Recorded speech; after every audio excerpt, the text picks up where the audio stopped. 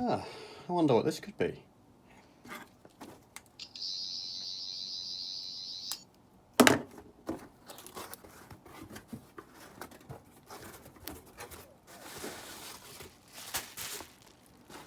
Oh, it's the Series 2 Steelbook ordered in the Kerblam Black Friday sale. Oh, brilliant. Bubble wrap, eh?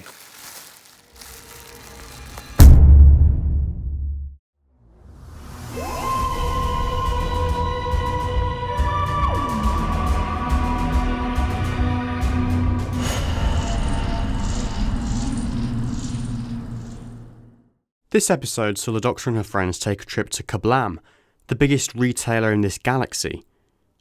But did it deliver? Pun very much intended. Yes, I think so. It's an extremely well written episode, carefully plotted by writer Pete McTighe. As a case in point, take the guided tour at the start of the episode. At first glance, there's nothing too special about this sequence. That is until you consider that all of the locations the tour takes us to, from packing to the stockroom, reception to dispatch, will go on to feature prominently in the rest of the episode. Even the parcel chute, used by Ryan, Yaz and Charlie to reach the lower levels at the episode's climax, is seen at this early stage. This sequence also introduces us to pretty much all of the episode's guest characters. In the reception area alone, we meet Judy, Dan and the robots. Charlie also first appears here, in the background polishing one of the cabinets. Even Twirly is present, housed inside one of the cabinets. And when the Doctor and co enter the packing area for the first time, sure enough, there's Kira in the background, working hard as usual. This all went over my head on first watch, as you might expect, but that's the genius of the script. It successfully foregrounds these characters and settings very early on, so that it feels natural for them to turn up again later when the plot properly gets going. Also foregrounded well is the episode's key twist, that Charlie is the one responsible for the deaths at Kerblam. The reveal is a truly shocking moment, not least because of how random it seems. And it's certainly one of the most left-field twists the show has ever attempted, but it's also one that feels completely earned. There are subtle clues throughout the episode to hint at Charlie's sinister nature. When we first meet him, for example, he seems slightly fazed by the prospect of Graham joining him, and there's clearly something off about his behaviour. In Slade's office, it is Charlie who is attacked by the robots, and not one of the others. In hindsight, a clear assassination attempt. And upon finding Kira in the bunker, he is devastated, not just because he loves her, but also because he knows what's about to happen to her. So really, we should have known all along. The Doctor even says to Graham, with regards to him getting hold of a map, that no one questions a cleaner. On the subject of Graham, to me, this felt like the first time this series that all the regulars had something to do, largely down to the fact that they were each assigned to a different area of the Kerblam facility. This allowed 3 subplots to run in tandem, each one helping to advance the plot by introducing a different side character. The Doctor and Ryan are assigned to the packing area, where they meet Kira. Yaz is paired with Dan in the stockroom, and Graham is left to work with Charlie in maintenance.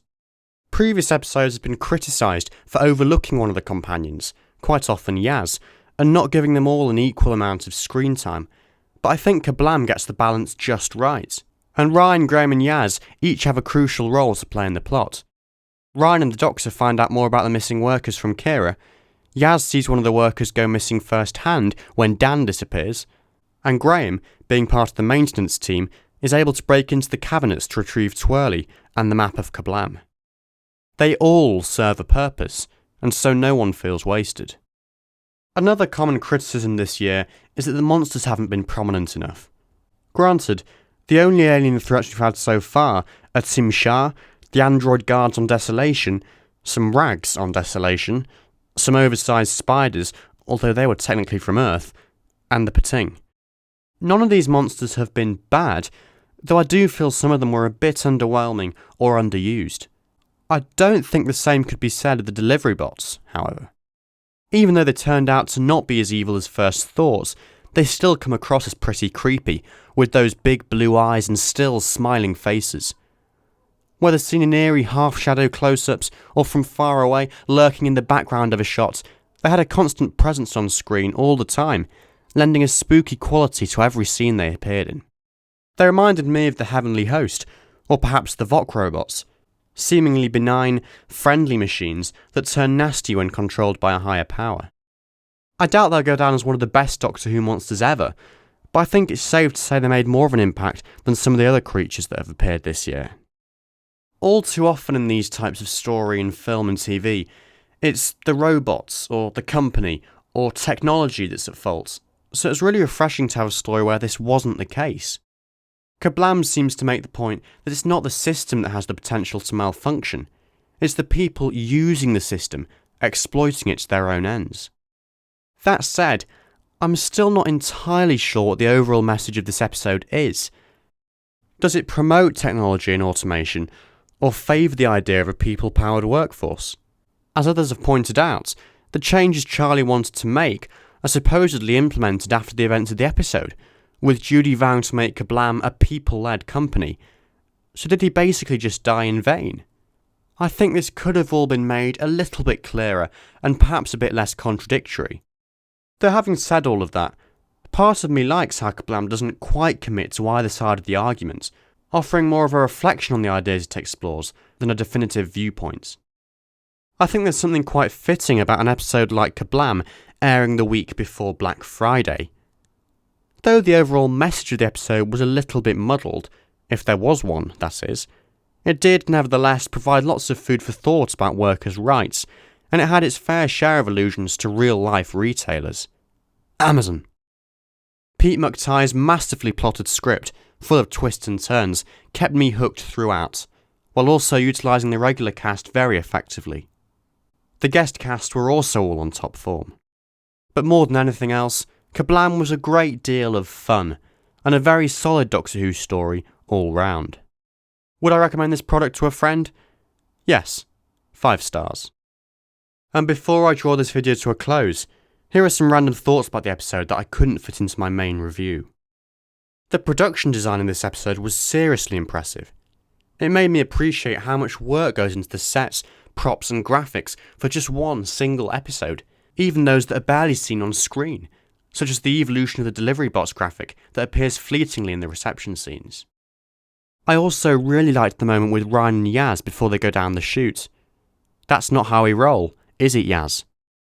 The knowing look between the pair says it all, a marker of their friendship and of how far they've come.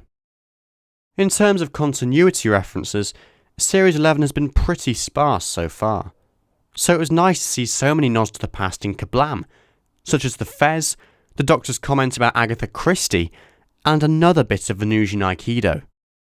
But the best callback of all came in the form of the killer bubble wrap, last seen 43 years ago in the Ark in Space. There have been quite a few connections to Broadchurch in this series, not least because Chris Chibnall and Jodie Whittaker both worked on that show before joining Doctor Who. But it must be said that this episode in particular was a bit of a Broadchurch reunion. In addition to Jodie Whittaker, Julie Hesmondhalgh also starred, with Matthew Gravel, who played Joe Miller in Broadchurch, voicing the Kerblam robots.